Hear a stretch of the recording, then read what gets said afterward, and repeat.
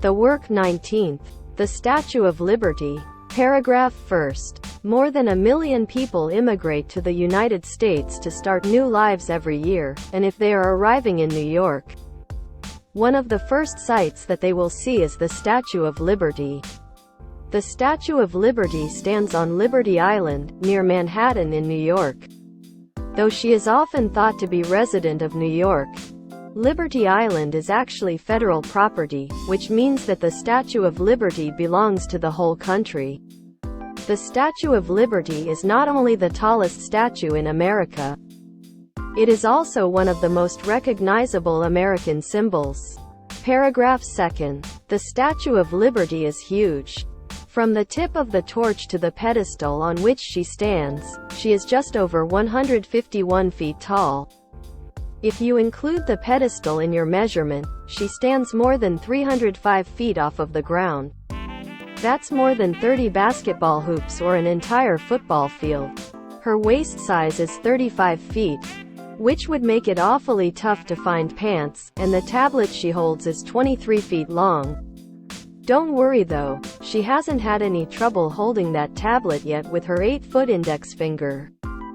Talk about heavy-handed. Paragraph 3rd. Chapter. Though America financed and built the pedestal on which the Statue of Liberty stands, the statue itself was a gift from France.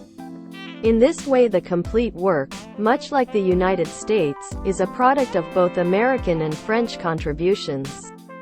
At one time America was ruled by the British. The founding fathers of America chose to fight against Great Britain for the independence of their country. France supported America by providing money, men, and weapons of war. Had it not been for French contributions during the Revolutionary War, America would not exist in the way that it does today. Therefore, it is quite fitting that the Statue of Liberty, which represents freedom, came to being by a joint American and French effort. On October 28, 1886, just over 100 years after America declared its independence from Great Britain, the Statue of Liberty was completed and dedicated by its designer, Frédéric Auguste Bartholdi. Perhaps no person did more to bring the statue into being than Bartholdi. Paragraph 4th. Not only did Bartholdi gain both French and American approval for the project, he led the French fundraising efforts and designed the appearance of the statue. The appearance of the Statue of Liberty is somewhat derived from Libertas, the Roman goddess of freedom. The torch represents how liberty enlightens the world. The 7 points or rays coming from the top of the crown represent the sun, the 7 seas, the 7 continents, and, as with the torch, how liberty enlightens the world. Though much of the statue was modeled after depictions of goddesses, Bartholdi modeled the face after his mother. Now that's a Mother's Day gift that's hard to top. Paragraph 5th. Though Bartholdi was responsible for the external appearance of statue, the internal design can be largely credited to innovative designer, Gustave Eiffel. Though Mr. Eiffel is best known for his contributions to a tower in Paris that is named after him, he also engineered the internal structure that holds up the Statue of Liberty. Eiffel chose to use a flexible structure, so that changes in the temperature and strong winds from the ocean would not cause the statue to crack. Because of Eiffel's crafty design, the Statue of Liberty may sway as much as 3 inches on a windy day. If the winds exceed 50 miles per hour, the torch may sway 5 inches.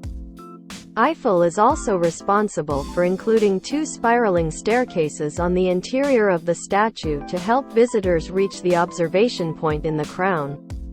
Paragraph 6. While most people appreciate the Statue of Liberty today, during its construction in the 1870s, many Americans were critical of the project. Some took issue with the fact that Bartholdi was French. They believed that American monuments should be designed and constructed by Americans. Others felt that the statue wasn't much of a gift since it required Americans to foot the bill for the pedestal. After the Panic of 1873, America fell into a deep economic depression that lasted through much of the 1870s. During an economic depression, people spend less money and it is harder to find jobs. Because the nation was going through a depression, many Americans thought that money should not be spent to support a giant French statue. I think most Americans would now agree that it was a good investment.